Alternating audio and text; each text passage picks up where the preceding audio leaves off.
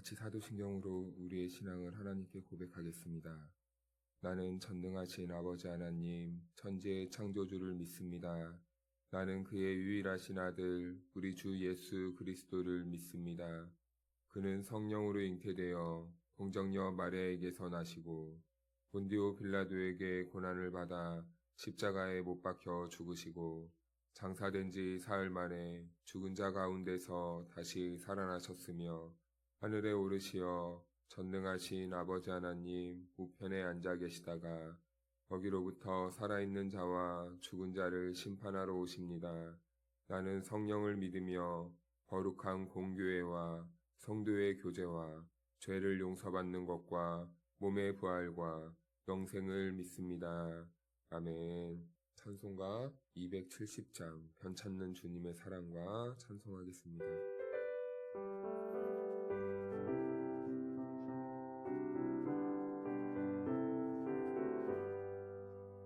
변찮는 주님의 사랑과 거룩한 보혈의 공로를 우리 다 찬양을 합시다.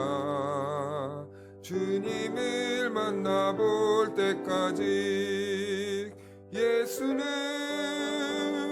우리를 깨끗게 하시는 주시니 그의 피 우리를 눈보다 더 이게 하셨네.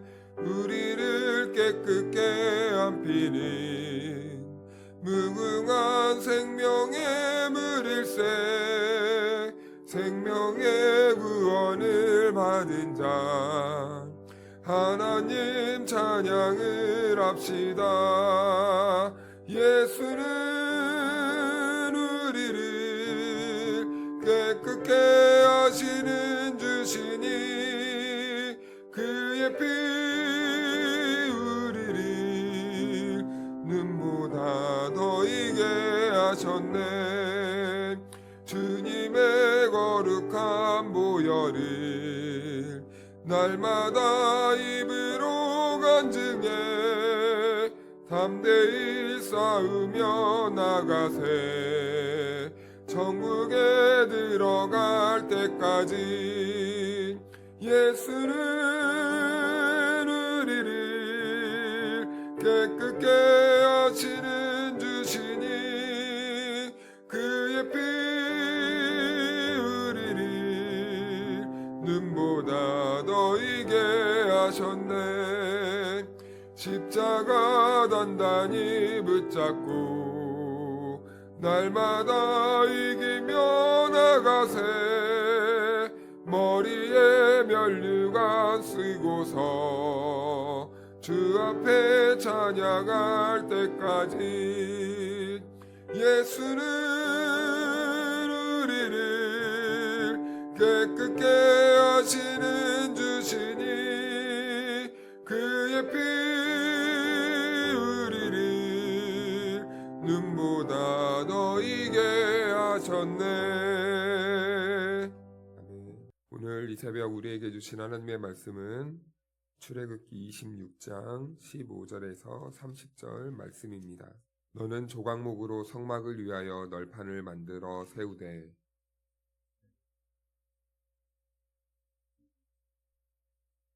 각 판에 두 촉씩 내어 서로 연결하게 하되 너는 성막 널판을 다 그와 같이 하라.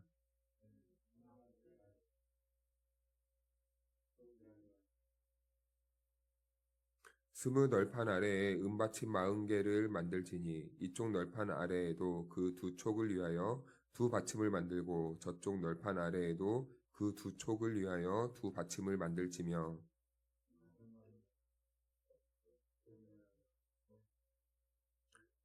은받침 40개를 이쪽 널판 아래에도 두 받침 저쪽 널판 아래에도 두 받침으로 하며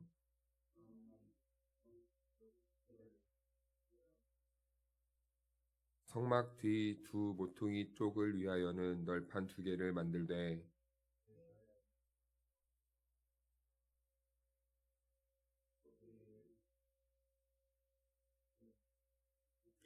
그 8널판에는 받침이 16이니 이쪽 판 아래에도 2받침이요 저쪽 판 아래에도 2받침이니라.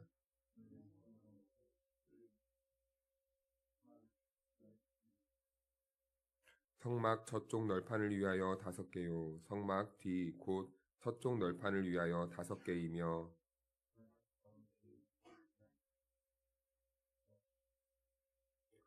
그 널판들을 금으로 싸고 그 널판들의 띠를 꿰 금 고리를 만들고 그 띠를 금으로 싸라. 너는 산에서 보인 양식대로 성막을 세울지니라. 아멘. 할렐루야. 네, 하나님의 은혜와 평강이 우리 모두에게 함께하기를 주님의 이름으로 축원합니다.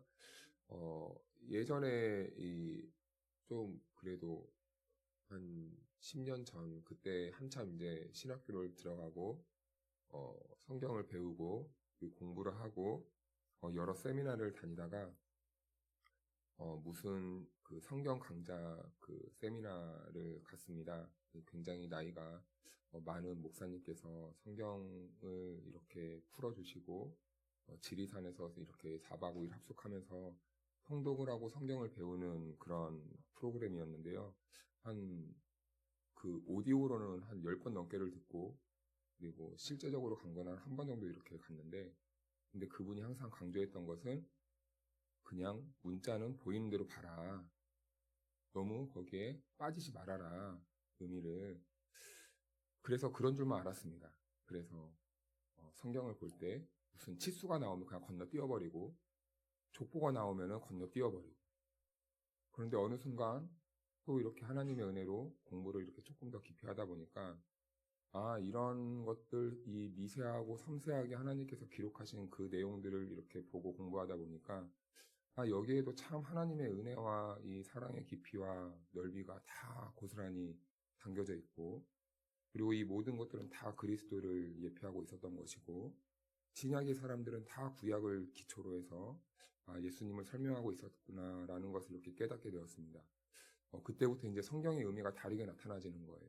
출애굽기의 이런 수치, 이런 성막의 이런 내용들이라든지 아니면 특히 레위기에 같은 경우에는 정말 우리가 이해하기 힘들고 어려운 문자들과 그리고 좀 정말 따분한 내용들이 많이 있지 않습니까?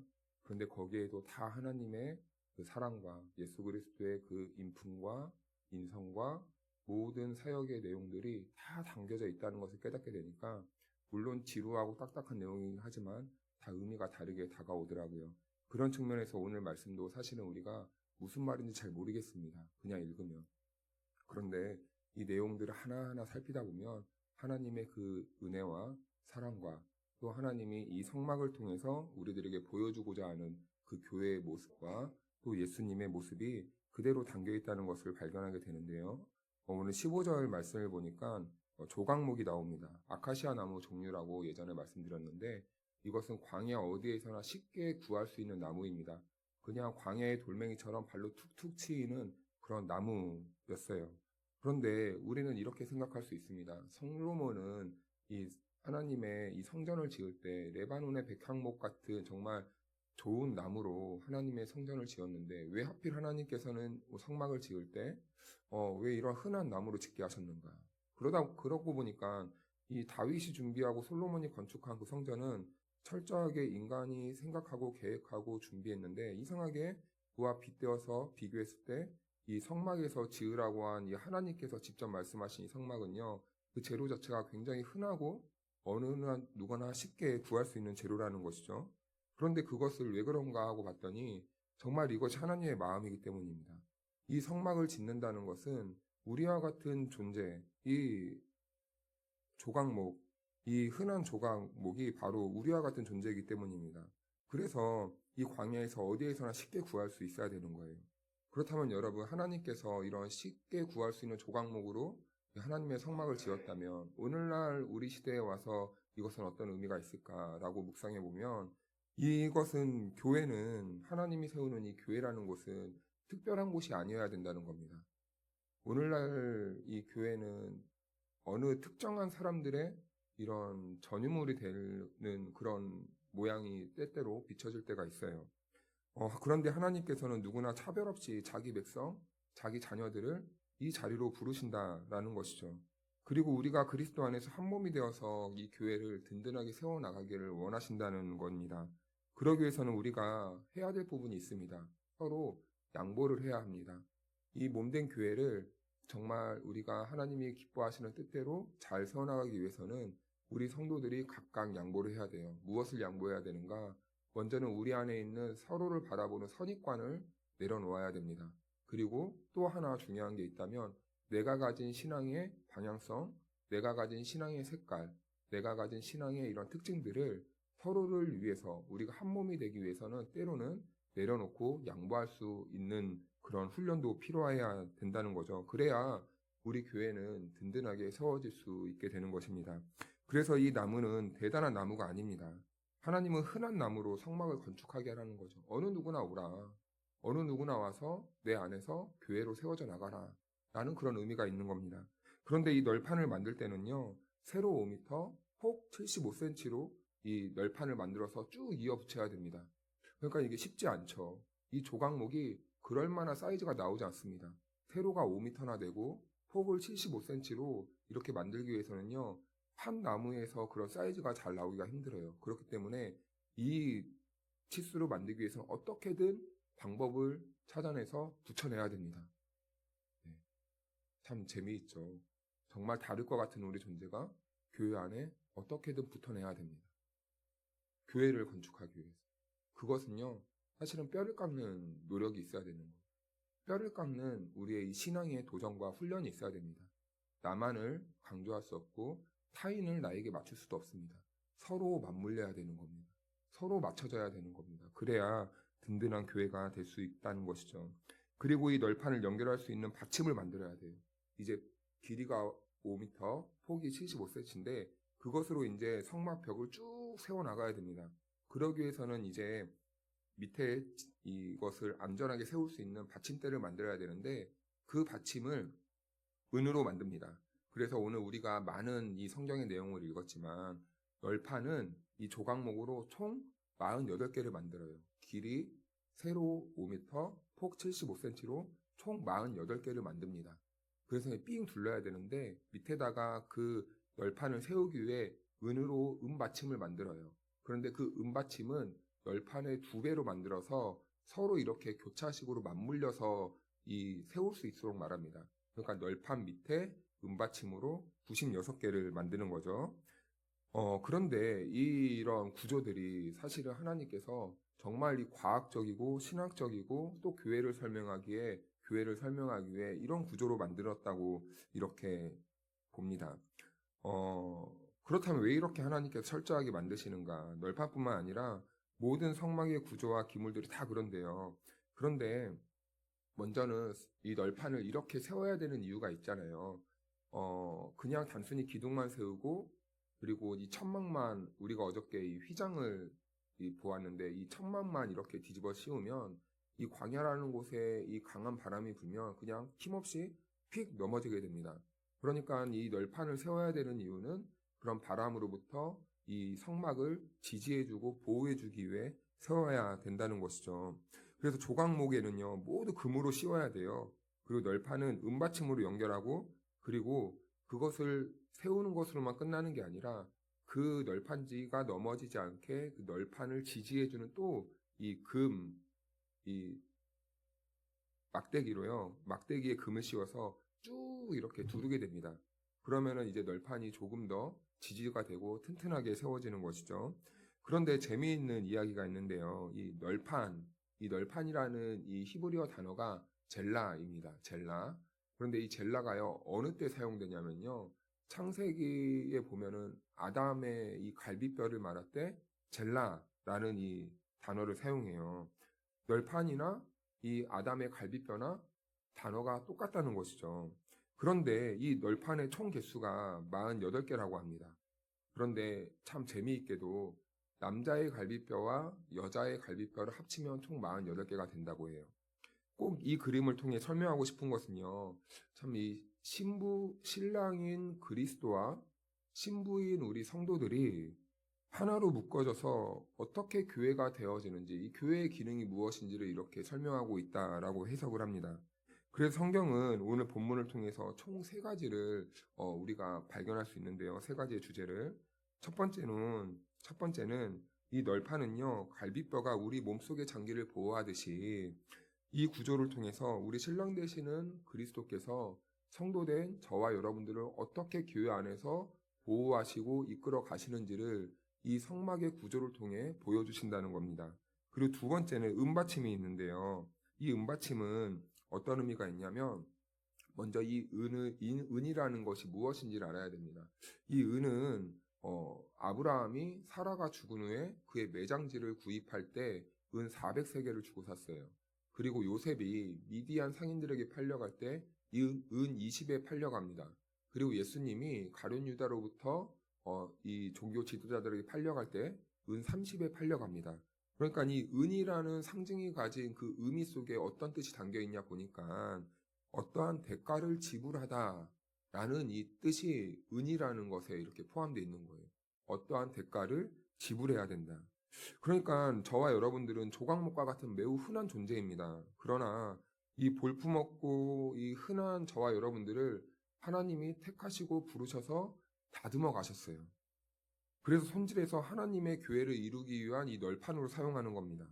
그리고 거기에는 이제 금으로 하나님께서 보잘것없는 우리들에게 정말 이 수치를 가려주기 위해 금으로 씌워주셨죠. 그런데 이 금까지도 예수님의 보혈이라는 것을 우리가 알았습니다. 그런데 그것을 땅바닥에 대충 올려놓지 않는다는 거예요. 우리를 이렇게 땅바닥에 대충 툭 올려놓는 게 아니라 거기에 이 대가를 지불하는 은받침을 깔아서 하나님께서는 우리를 든든하게 세워주신다는 것이죠. 예수님의 이 보혈의 대가가 지불된 은 위에다가 하나님께서는 저와 여러분들, 이 연약한 흠이 많은 저와 여러분들을 든든하게 세워주신다는 겁니다. 그러므로 이것은 하나님께서 교회를 어떤 식으로 만드셨고 사랑하시는지 보여주는 모습이죠. 그리고 세 번째는 26절에서 27절 말씀을 보면 설치하는 기구가 나오는데요. 띠를 동쪽을 제외한 세면에다가 전부 둘러야 됩니다. 이 널판이 넘어지지 않도록 띠를 둘러야 된다고 했는데 동쪽을 제외한 모든 면에 둘러야 돼요. 왜냐하면 동쪽에는 이제 성도들이 성막으로 들어오는 문이 있기 때문에 그 문은 열어두고 나머지 막힌 이 널판 부분은 다 이 금 막대기로 띠를 둘러야 됩니다. 그런데요, 이 띠가 무엇인지 신약 성경에 골로새서, 에베소에 나오는데 먼저 골로새서 3장 14절 말씀을 보면요, 이렇게 말씀하고 있습니다. 이 모든 것 위에 사랑을 더하라. 이는 온전하게 매는 띠니라. 아멘. 이 띠라는 것을 왜 둘러야 되냐면 널판이 바람이 불었을 때 넘어지지 않도록 지지해주는 이 보강대 역할을 하는 겁니다. 그래서 이 바람이 불 때 이 빈틈이 없고 견고함을 설명하기 위해 띠를 둘러야 돼요. 그러면은 그 어떠한 바람이 불어도 이 성막은 튼튼하게 지지될 수 있고 넘어지거나 흔들릴 수 없다는 겁니다. 그런데요, 골로새서 말씀을 보니까 이 모든 것에 사랑을 더하라. 이는 온전하게 매는 띠니라. 이 띠는 곧 사랑이다라고 이렇게 말씀하고 있습니다. 이 띠는 공동체 안에서의 이 사랑을 말하는 거예요.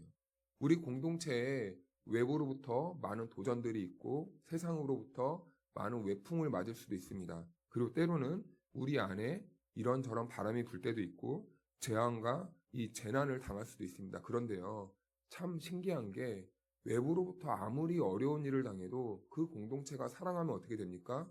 흔들리지 않는 거예요. 무너지지 않는 거예요. 그래서 집안에도 제육이 많은 것보다 차라리 채소만 먹어도 서로 사랑하는 게 낫지 않느냐. 잠언서에도 이렇게 말씀하고 있지 않습니까? 그래서 이러한 이 흔들림에도 이 사랑이 있으면 절대 흔들리지 않는 것이죠. 그리고 에베소 4장 3절 말씀에도 이렇게 말씀하고 있습니다. 평안에 매는 줄로 성령이 하나 되게 하신 것을 힘써 지키라. 성령님이 교회를 하나 되게 하신답니다. 이것이 교회의 근본적인 힘이 되는 것이죠. 그래서 우리는 다짐과 각오로 서로 사랑할 수 있는 것이 아니라 우리가 성령 안에서 예수 그리스도를 믿게 되고 예수 그리스도 안에서 우리가 거듭나게 되면 새 생명의 삶으로 나아가게 되면 교회 안에서는 성령님의 그 은혜로 성령님의 인도하심에 따라 성도들은 서로 사랑하면서 그것이 하나의 끈이 되어서 교회가 든든하게 세워지게 된다는 것입니다. 그리고 은혜의 또 다른 상징이 하나 있습니다. 바로 믿음이라는 이런 개념이 담겨져 있습니다. 그래서 이 띠가 가지는 이 사랑과 은이 가지는 이 믿음의 역사, 이것은 모두 다 무엇을 말하냐면 성령님이 교회 안에서 행하시는 역사를 말하는 것이죠. 이것이 널판을 두르게 한 이유고, 그리고 성령님께서 교회와 성도들을 위한 이 역사를 상징하는 표현으로 사용하는 겁니다. 성령님께서 공동체 안에서 우리를 하나 되게 하시고 서로 사랑할 수 있게 한다는 것이죠. 오늘 우리는 이 말씀을 통해서 이 오묘하게도 성경의 모든 이야기는 일괄되게 누구를 보여주고 있냐면 하나님의 살아계신 아들 예수 그리스도를 예표하고 있고 상징하고 있고 보여주고 있다는 것을 발견하게 됩니다.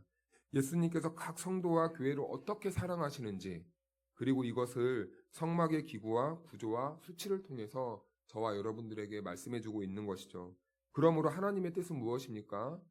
그럼 하나님은 우리가 예수님 안에서 서로 든든하게 교회 공동체로 하나 되길 원하신다는 겁니다. 그 하나 되길 원하심의 그 근거는 바로 예수님의 하나님의 사랑과 그리고 예수 그리스도를 그 믿는 믿음입니다.